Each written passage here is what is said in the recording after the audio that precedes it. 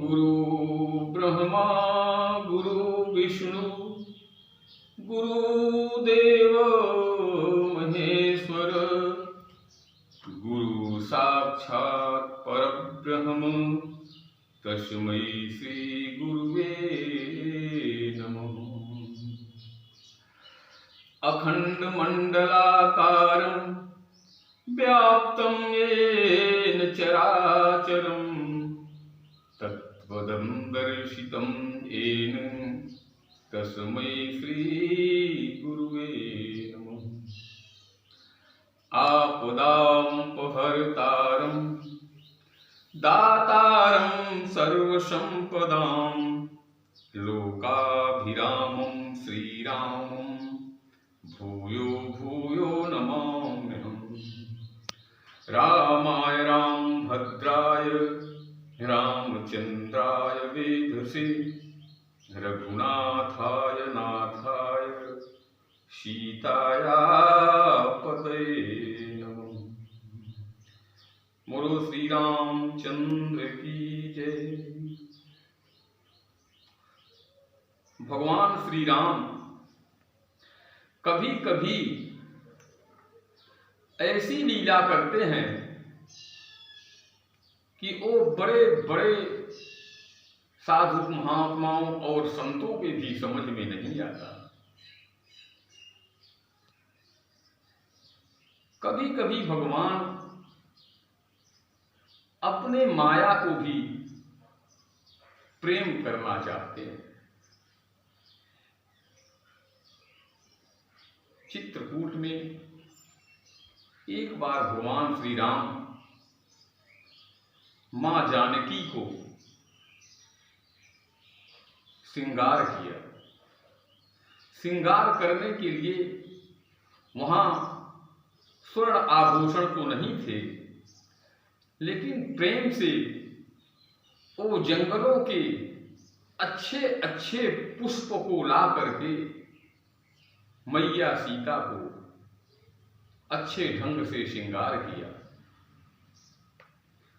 एक बार चुनी कुसुम सुहाए, एक बार चुनी कुसुम सुहाए, निज कर भूषण राम बनाए। भगवान सुंदर सुंदर पुष्पों को चुन करके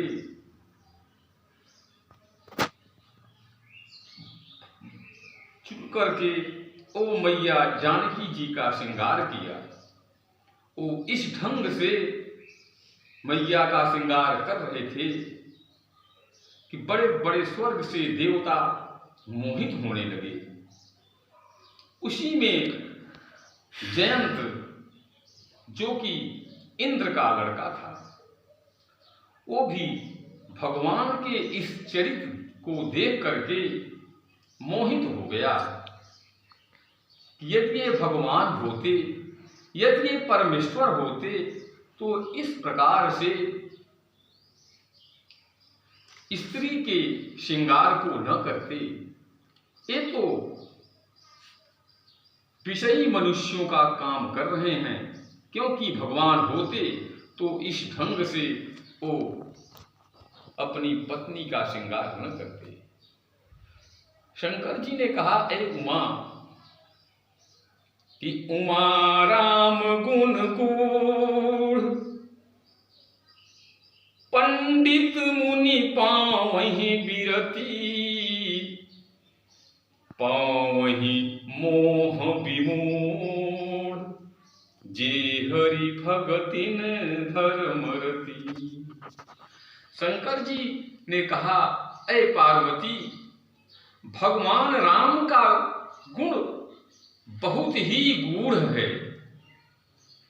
उनके चरित्र को देख करके राम देख सुन चरित तुम्हारे, जड़ मोहई बुध होहि सुखारे। ऐ राम, आपके सुंदर चरित्र को, सुंदर लीला को देख करके जो मूढ़ व्यक्ति हैं, जो मूर्ख व्यक्ति हैं, वो तो मोहित हो जाते हैं, और जो ज्ञानी हैं उनको बहुत ही आनंद मिलता है। तो उस भगवान की लीला को देख करके इंद्र के पुत्र जयंत को मोह हो गया। मोह के वशीभूत हो करके उसने भगवान राम की परीक्षा लेनी चाहिए। वो सोचा कि मैं इनका परीक्षा लूंगा, अगर वो परमेश्वर होते तो इस ढंग से लीला न करते। जो भी कोई जीव भगवान के माया का परीक्षा लेना चाहता है वो कभी भी सफल नहीं होता। जिनको मायापति ही कहा गया है उनका परीक्षा लेना कितनी बड़ी मूर्खता की बात है। जयंत ने भगवान राम की परीक्षा के लिए वो अपने भेष को बदल करके कौवे का रूप धारण किया और वो जा करके स्फटिक शिला पर भगवान राम जहाँ पे विराजमान थे और मैया का फूलों से श्रृंगार कर रहे थे, वहां वो जा करके मैया सीता के चरण में चोंच को मार दिया। सीता चरण चोंच हति भागा, मूढ़ मंद मति कारण कागा। उसने मूढ़तावश भगवान के पास जाकर के मैया सीता के चरणों में चोंच से प्रहार किया। चोंच का प्रहार लगने से कि चला रुधिर रघुनायक जाना, सीक धनुष सायक संधाना। भगवान ने देखा कि मैया सीता के चरणों से रुधिर निकल रहा है। उन्होंने देखा कि ये जयंता तो मूढ़तावश बहुत बड़ा अपराध किया है। भगवान ने पास में रखे कुशाक से धनुष और बाण को बना करके उसको मारा। विचार करने की बात है कि जिस भगवान के पास धनुष बाण मौजूद है तो उन्होंने कुश का बाण और धनुष बढ़ा करके क्यों मारा। भगवान ने जयंत की चालाकी को समझ गए थे। उन्होंने यह बताने का प्रयास किया कि अय जयंत, तुम कुशा के ही बाण के योग्य हो। तुम तो इतना तुच्छ हो कि तुमको तुम्हारे ऊपर धनुष बाण चलाना ठीक नहीं है। जैसे यदि आपको चूहे को मारना है तो यहाँ अगर बंदूक से मारेंगे तो लोग हंसेंगे, मेरे छोटा सा चूहा को आप बंदूक से मार रहे हो। तो भगवान के निगाह में तो जयंत चूहे से भी छोटा है। तो अगर भगवान उस पे धनुष से प्रहार करते तो इसमें भगवान की ही हंसी होती। तो उन्होंने इसको छोटा सा समझ करके सीक धनुष सायक संधाना मारे। उसमें ब्रह्म मंत्र का भगवान ने प्रेरित किया। ओ बाण प्रेरित मंत्र ब्रह्म सर धावा, चला भागी पायस भय पावा। ओ ब्रह्म बाण बन करके उस पायस यानी कौवे के पीछे वो बाण लग गया। पहले तो उसने देखा फिर वो समझ गया वो बाण में इतना ताप था, वो अग्नि के रूप में बदल गया। भागा भर निज रूप गयो पितु पानी।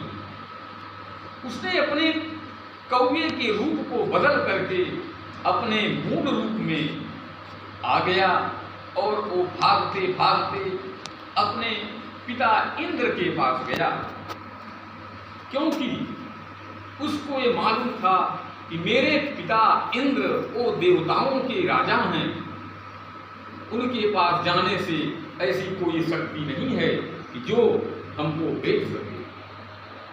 इंद्र के पास जाने पर उसने बताया, ऐ पिताजी, मैं राम बाण से जा रहा हूं, मेरी रक्षा कीजिए।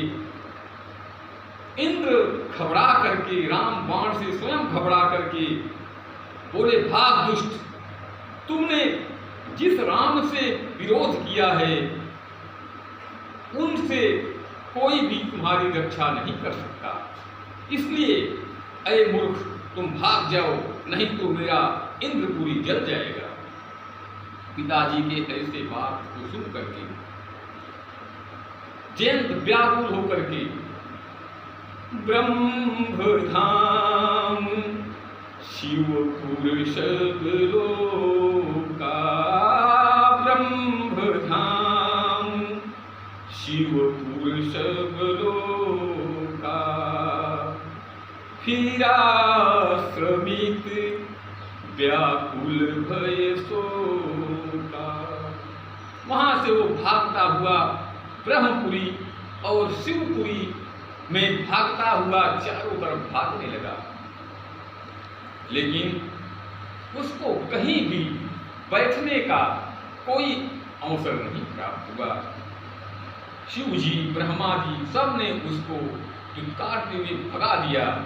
ऐ मूर्ख, तुमने इतना बड़ा अपराध किया है कि तुमको कोई अपने यहाँ कि काहू बैठन कहान ओई, सकई को राखी राम कर द्रोही।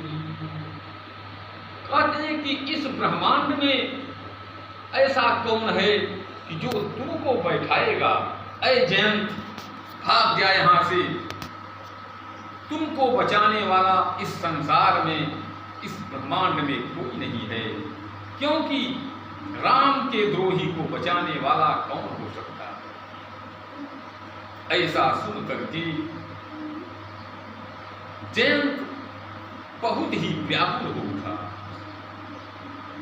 फिरा श्रमित व्याकुल भय शोका। जब मनुष्य, जब कोई जीव निराश हो जाता है, हा निराश उपजी मन त्रासा, वो निराश हो गया कि मैंने तो इतना बड़ा अपराध कर दिया कि इस संसार में मुझको कोई नहीं बचा सकता। वो घबरा गया, बोले कि मातु शत्रु पितु समन समाना, सुधा होई विष सुनु हरि जाना, मित्र करई सत रिपु कई करनी, ताक विबुध नदी बयतरे। मातु सत, जन्म देने वाली मां अपने प्राणों से ज्यादा प्यार करने वाली मां, वो शत्रु हो जाती है। पालन पोषण करने वाला पिता यमराज के समान हो जाता है। मित्र करई सतरिपु कई करनी, और ये संसार ताकहु जग अनलहु ते ताता, उसके लिए ये संसार अग्नि से भी ज्यादा भयंकर कष्टदायी हो जाती है। गरुड़ जी ने पूछा, अय महाराज, ये सब किसके लिए होता है? किसके लिए माँ शत्रु होती है, पिता जमराज होता है, मित्र शत्रु हो जाता है? बोले कि ताकहु जग अनलहु ते ताता, कि जो रघुवीर विमुख सुनु भ्राता। जो रघुवीर विमुख सुनु भ्राता। अरे भाई, जिसके विमुख में भगवान राम हो जाते हैं उनके लिए यह संसार अग्निमयी हो जाती है, पिता मृत्यु के समान हो जाता है, मित्र शत्रु हो जाते हैं, ये संसार इसके लिए दुखदायी हो जाता है। आज जयंता का इस संसार में कोई नहीं दिख रहा है, वो निराश हो गया। निराश होने पर फिरा श्रमित व्याकुल भय शोका। मनुष्य को जब व्याकुल हो जाए, शोक हो जाए, श्रमित हो जाए, कहने का मतलब जब वो दुखी हो जाए, निराश हो जाए, इस संसार में इसको कोई न मिले, कोई आश्रय न मिले, तो उसके लिए वेदों ने रास्ता बताया है। उसके लिए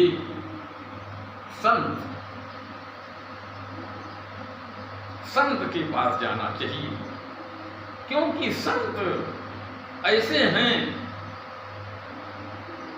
संत दरस जीमी पात कटर।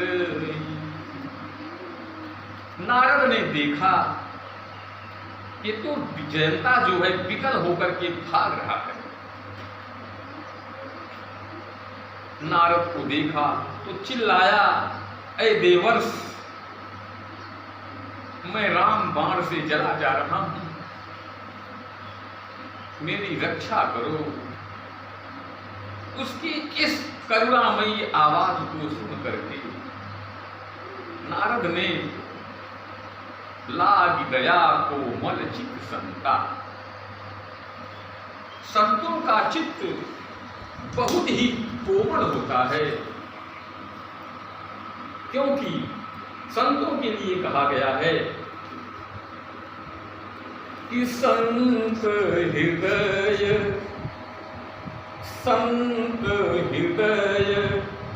नवनीत समान। संत हृदय नवनीत समाना। कहा कबीन पर कहीं न जाना।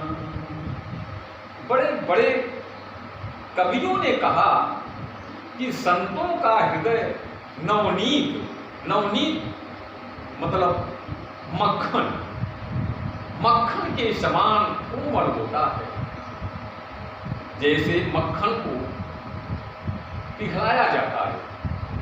बोले कि नहीं नहीं, संतों का स्वभाव मक्खन के जैसा नहीं है, क्योंकि निज परिताप दहई नवनीता।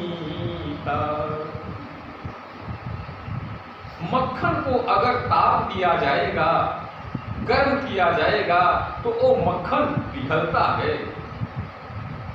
परे दुख हेतु संत सुपुनीता।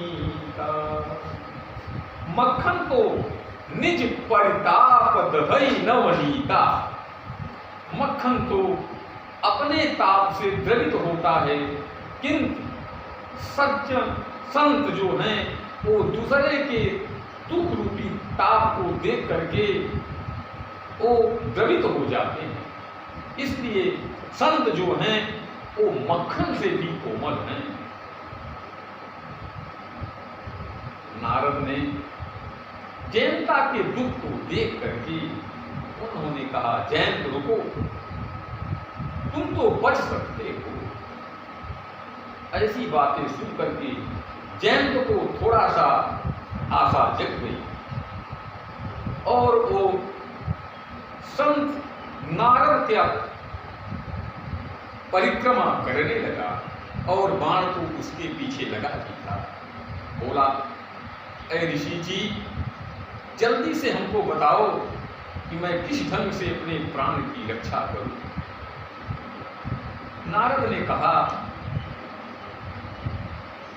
ऐ जयंत, यद्यप तूने तो बहुत बड़ा अपराध किया है, लेकिन भगवान राम के ही शरण में जाओगे तो इतने बड़े दयालु हैं कि वो तुम्हारे अपराध को माफ कर देंगे।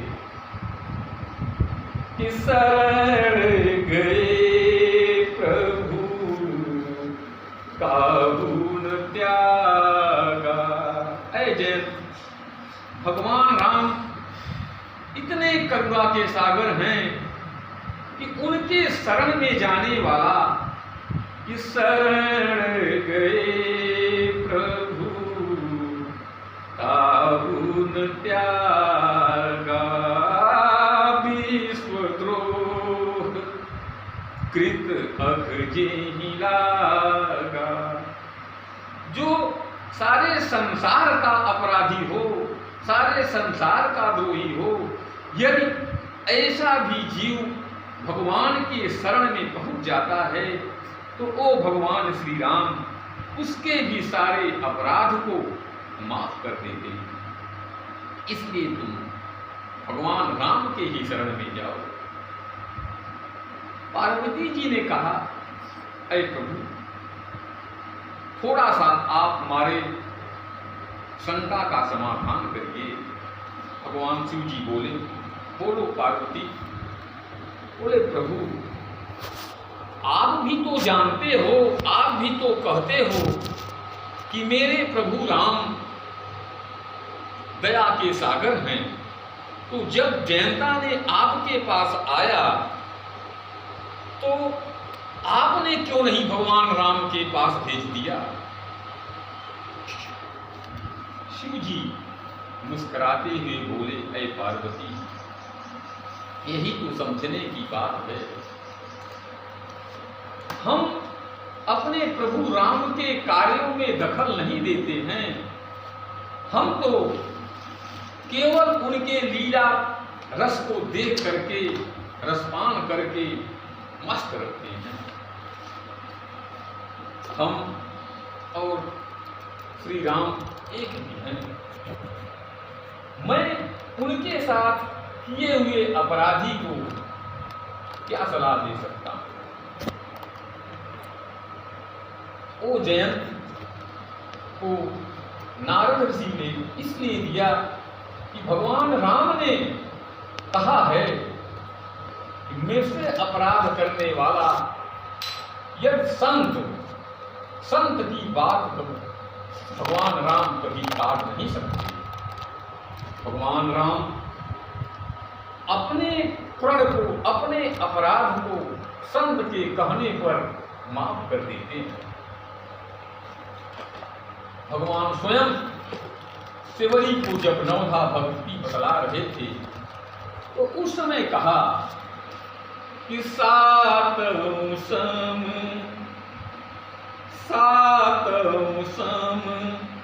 मोहि मैं जग देखा।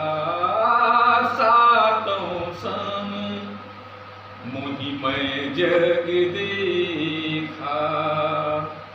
कि मोते अधिक संत कर लेखा। भगवान ने कहा, मोते अधिक संत कर लेखा, कि जो प्राणी मुझसे ज्यादा संतों का सम्मान करता है, मेरा सम्मान बाद में करो, संत का सम्मान पहले करो। मोते अधिक संत कर लेखा। तो जब भगवान स्वयं बोल दिए कि मोते अधिक संत कर लेखा, तो भगवान के प्रति किया हुआ अपराध भगवान के पास अगर संतों ने भेज दिया तो भगवान संत की बात रखने के लिए स्वयं को पीछे धकेल देते हैं। नारद के इसी अधिकार, संतों को इतना बड़ा अधिकार भगवान ने दिया है।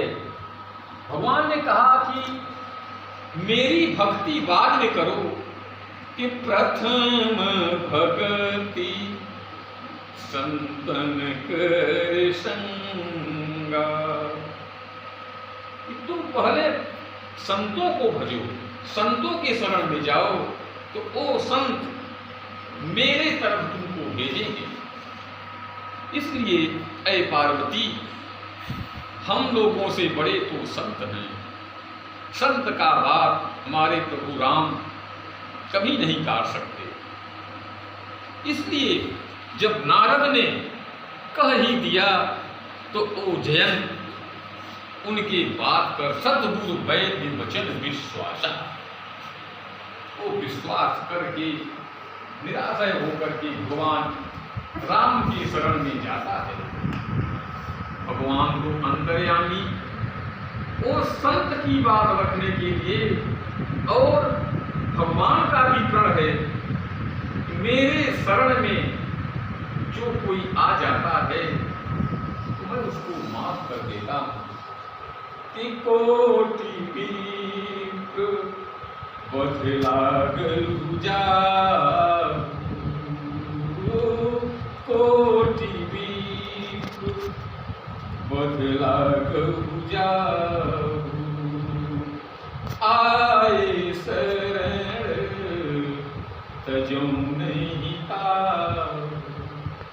भगवान कहते हैं कि हमको ब्राह्मण से भी कुछ भी नहीं है, लेकिन यदि कोई उनका भी करोड़ों ब्राह्मणों का हत्यारा भी अगर अपने गलती को स्वीकार करते हुए मेरे शरण में आता है तो मैं उसको माफ कर दूंगा। ये सब बातें देखते हुए भगवान की शरण में वो पहुंचता है और इतना भयभीत होता है, आतुर सभय गहिसी पद जाई, आतुर सभय, व्याकुल होकर के, आतुर होकर के, डरा हुआ ओ जयंत जा करके भगवान के चरणों में गिर पड़ा और बड़े तेज से चिल्लाता है कि त्राहि त्राहि त्राहि त्राहि, ऐ भगवान त्राहि माम, रक्षा करो प्रभु, हे राम मेरी रक्षा करो। कि निज अपराध, हे राम जी मैंने इतना गलत कर्म किया है कि मैं वध करने योग्य हूं प्रभु। निज कृत कर्म जनित फल पायो, मैं अपने कर्म का फल प्राप्त कर रहा हूं। अब प्रभु साखाई शरण की आयो, ऐ प्रभु मैं चारों तरफ से निराश होकर के, भयभीत होकर के आपके शरण में आया। ऐ राम मेरी रक्षा करो। भगवान जयंत के ऐसे कोमल वचन को सुन करके करुणा सागर राम द्रवित हो जाते। भगवान को सच्चा प्रेम अगर कोई करता है, निराश होकर के उनकी शरण में जाता है, तो भगवान श्री राम उसके सारे अपराधों को माफ कर देते। भगवान ने कहा, ऐ जयंत यद्यपि तुम द्रोह बदलायक तारण करो, प्रभु छाणु करि छो, ओ कृपाल रघुवीर सम। भगवान ने कहा, ऐ जयंत यद्यप तुमने तुमने वध करने योग्य कार्य किया है, किंतु संत की बात है, नारद जैसे संत मेरे शरण में तुमको भेज दिए हैं। मैं भी प्रण किया हूं कि मेरे शरण में जो आता है मैं उसके सारे अपराध को माफ करता हूं, इसलिए मैं तुम्हारे प्राण को तो नहीं हरण करूंगा, किंतु तुमने अपराध किया, वो अपराध तुमको हर समय ज्ञान रहे, इसलिए मैं एक नयन करी तजो भवानी। भगवान ने कहा कि मैं तुम्हारे एक आंख को इसलिए खोलूंगा जिससे तुमको हर समय अपने अपराध का ज्ञान रहे, फिर तुम कभी अपराध मत करना। इस प्रकार से भगवान जयंत के एक आंख को खोल करके करुणा के सागर भगवान उसके अपराध को माफ कर दिए, क्योंकि भगवान ने कहा राखई गुरु जो को विधाता, गुरु को पे नहीं को जग त्राता। अगर भगवान कोपित हो जाए, रूठ जाए, तो मनुष्य को गुरु के शरण में जाना चाहिए।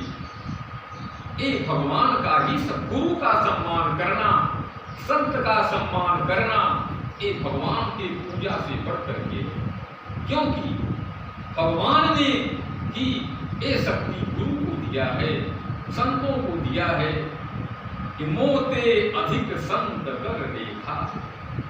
तो भगवान ने नारद के दिखाए हुए रास्ते से जयंत को आने से उसके अपराध को माफ किया। इसलिए हम लोगों को चाहिए संत महात्माओं गुरु की सेवा में हर समय रहें, उनके बात को माने, उनकी सेवा करें। इसलिए कहा गया कि मनुष्य को जब किसी भी प्रकार का संकट हो उनको संत की शरण में जाना चाहिए। संतन के संग लाग रे, संतन के संग लाग रे, तोर बिगड़ी बनेगी। संतन के संग लाग रे, तोर बिगड़ी बनेगी। संत का इतना महत्व है, कहते हैं गंगा पापम ससीतापम दैन्यं कल्पतरुर यथा, पापम तापम दैन्यं च हरति साधु समागम। गंगा पापम ससीतापम, यदि आप गंगा में स्नान करते हैं तो आपके पाप नष्ट हो जाते हैं। शशि तापम, चंद्रमा आपके ताप को नष्ट करती है। दैन्यं कल्पतरु यथा, अगर आपको दरिद्रता है तो आप कल्प वृक्ष के सामने खड़े हो जाएंगे, उसके नीचे खड़े हो जाएंगे तो आपकी दरिद्रता दूर हो जाएगी। गंगा पापम शशि तापम दैन्यं कल्पतरुर यथा, पापम तापम दैन्यं च हरति साधु समागमः। अगर आप संतों के शरण में चले जाएंगे, संत समागम में चले जाएंगे तो वो आपके हरत, वो आपके सारे पाप ताप और दारिद्रता को हर लेंगे। इसलिए इस संतन के संग लाग रे, तोर बिगड़ी बनेगी। संतन के संग लाग रे, तोर बिगड़ी